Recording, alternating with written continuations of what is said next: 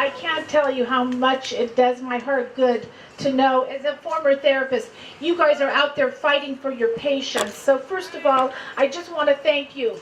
Now, I want you to share your sign with me right now. Thrive does not equal suicide. Right there. So in January 18th, 2011, my beautiful husband, Peter Kingston, who was told by Kaiser he had to wait another 7 weeks. 5 friggin' days? How about 7 weeks? 7 weeks to see the therapist again. 2 days later, he took his life. He did not need to die. People are dying because this giant of a healthcare organization has denied a basic civil right, a human right, mental health care. It is health care, folks. It's health care. It's why we're here. Yes.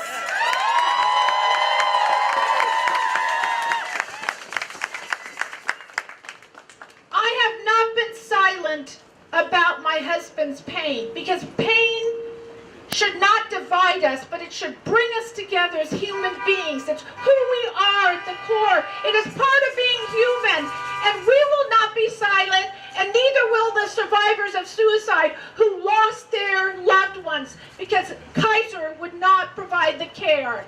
So let your voices be heard, please. You have so much to offer us. We cannot be silent. We cannot stigmatize. We cannot shame people. And you are our healers. You are our healers. More than anybody else, we want to hear from you. Kaiser has done nothing other than promise us as politicians and a policymaker for the last 7 years. I have met with every single corporate person except for Bernard in this corporation. I finally said I'm sick of meeting with the executives who basically give lip service to this treatment that is so necessary for life. Shame! Shame! Shame! It is shame! Shame! Shame! Shame! Shame! Shame! Shame! Shame! Shame! Shame!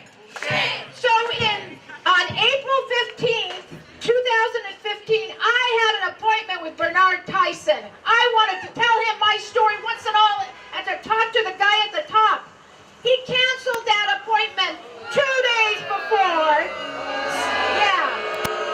Yeah, said he would meet with me. They would call my office next week. He had to travel.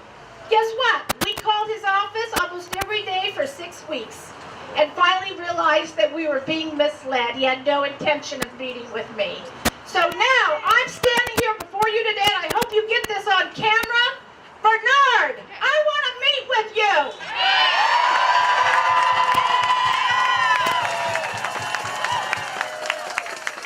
If you go into an emergency room with a heart attack, you're not given an aspirin and told to go home and go find your own cardiologist. Yet that's exactly what they do with somebody who has acute depression and other mental illness. It's a disease of the brain, and we should stop shaming people. We will stand up. We will not be silent. Every single year, I have at least 3 family members that come to me who lost their loved ones, their beloved daughters, their husbands, their wives, to suicide. They did not thrive, but they did not get the care they needed from Kaiser. And we will not shut up until this country, until this organization, until all of us speak out and get the type of care that we all deserve, each and every one of us. And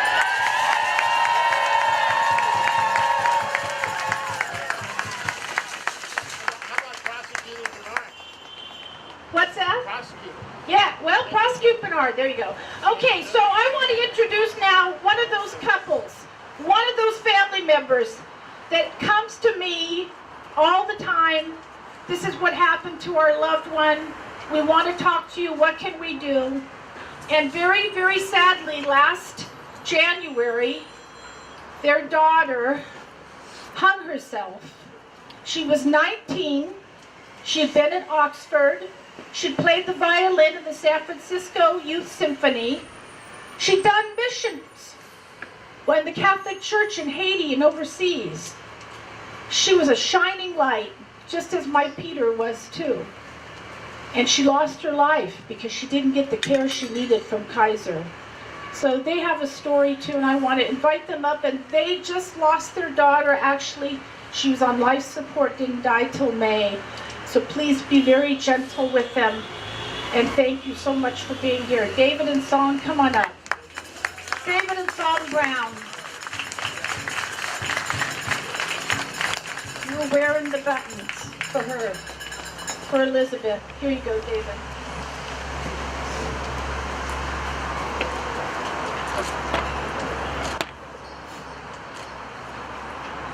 I own a small business in Santa Rosa and have been operating that business since 1982.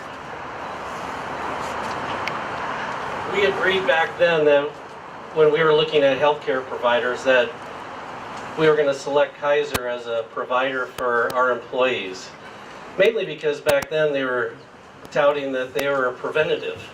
And didn't that just make sense to be providing preventative care?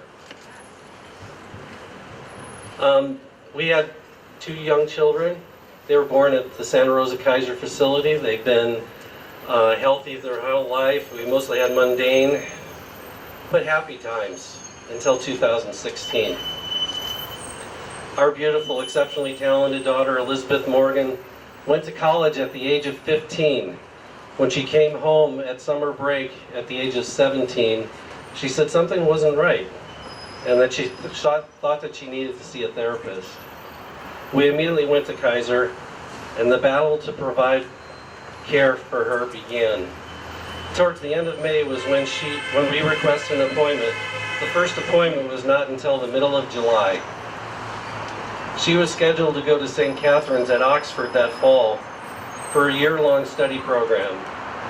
It was obvious that she was not going to get the help she needed from Kaiser, so we searched the rest of the summer for other caregivers in a huge, unorganized sea of therapists with no coordination with Kaiser. Despite not getting the care she needed, she really wanted to get back to school and went to St. Catherine's, but by Thanksgiving she needed to come home with terrible suicidal ideation. From November of 2016 to August of 2017, we started the battle with Kaiser again. Again, very long waits for appointments with therapists and psychiatrists, sometimes over 2 months, which required that we go outside of Kaiser at our own expense. Her psychiatrist kept increasing her medications and wanting her to return to IOP over and over again, even though it did not help her, so she dropped out after 2 rounds of IOP. Kaiser seemed focused on pills and group strategy.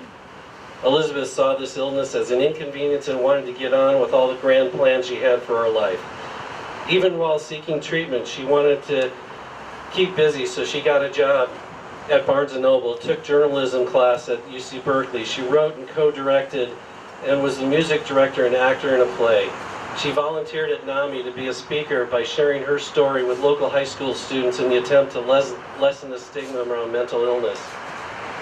She started very hopeful and did everything that was asked of her. She truly wanted to be better. In February of 2017, her outside Kaiser psychotherapist requested she get DBT. Her therapist and we pushed hard for 5 months to get that treatment through St. Joseph's, since Kaiser did not offer it. It's a 60-day program, and Kaiser offered her 12 days. Her forced discharge from this helpful program was tremendously disheartening and counterproductive. Do you think a cancer patient at Kaiser would get 1/5 of the chemotherapy they needed to kill the cancer in their body? Elizabeth went back to school that last fall and within a week was hospitalized. Song went and stayed with her for about a month, helping her get the care she needed. The psychiatrist therapist she saw in Massachusetts concluded she was misdiagnosed. He thought she had borderline personality disorder, not bipolar 2, as her Kaiser psychiatrist diagnosed. She was hospitalized again just before Thanksgiving, and we brought her home and requested a meeting with her psychiatrist immediately to change her medication and discuss the next steps. It took a month. It took a month before she could meet with that psychiatrist for 20 minutes. a 20-minute appointment, and he didn't modify her medication. A month later, or moreover, the many other avenues for treatment available in the community were not disclosed or made available to us. In reading Elizabeth's journal that we found in her computer, this is when her sense of hope was virtually extinguished. On January 10th, 2018,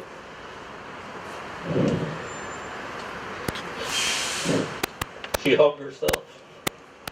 She survived, but she had a severe toxic brain injury. And then we were faced with the horrific decision of if she would want to live in a vegetative state for the rest of her life. On May 18th, 2018, she died.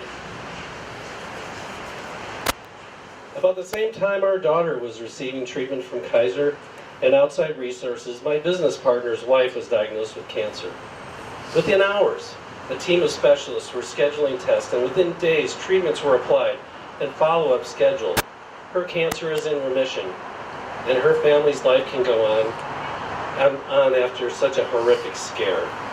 I remember speaking with my partner, tears in his eyes, talking about his worst fears and how overwhelming it seemed for him. We too had terrible fears, but were determined to do whatever it took to help our daughter. Between physical care and mental care, there is no health care parity at Kaiser.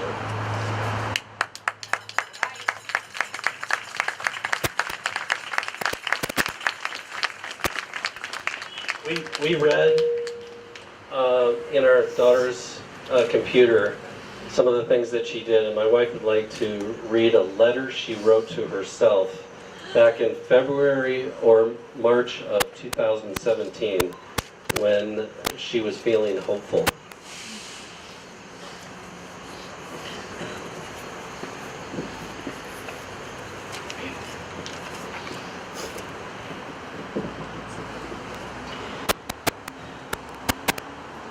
Dearest Elizabeth, you are reading this now because you have been hurting for a while and your pain has not subsided, has not been healed, has not been accepted. I'm here to accept it, to tell you that it is real, that all the subtleties and feeling you notice between your lungs, heart, and brain did not develop overnight. That they make you a different person in how you see that world, and it doesn't matter who knows it because you do. There's a part of you that longs to have a passion, that longs to see bright colors again, that longs to learn new things, that longs to live fully and lovingly. You deserve all of these things, and you will have all of them.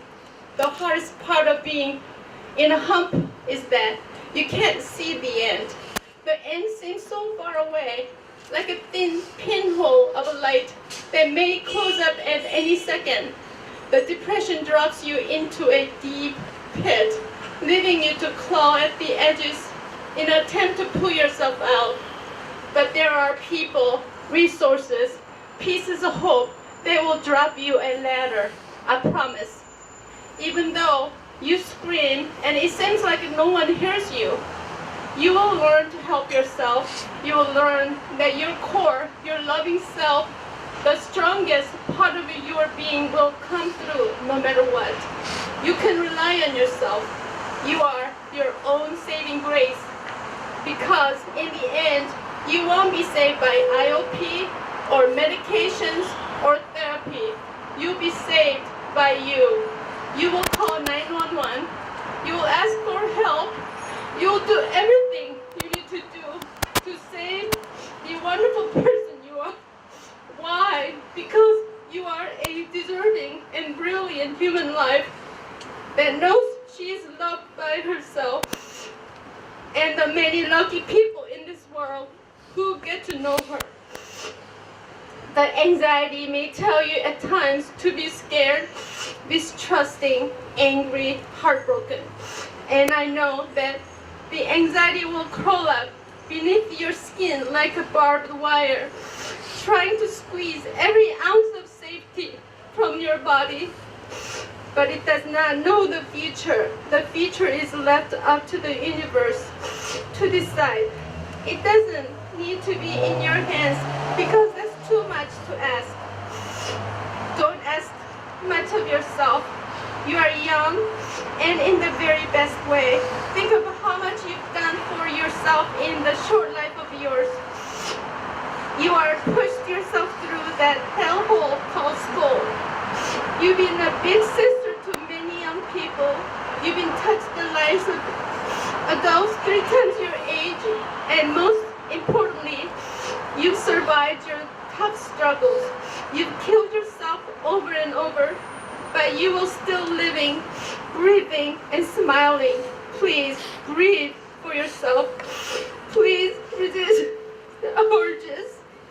Please remember that happiness is always waiting for you, and that you will find your way to it, no matter what. Breathe through each step, each process, each sharp pain. I love you so very much. Love, Elizabeth. Thank you for listening. I'd like to meet with you too, Bernard. Right. Yeah. Thank you for listening to us and our story. Kaiser needs to change the way services are provided. And we'll tell this story as many times as we have to get the attention of somebody. Thank you.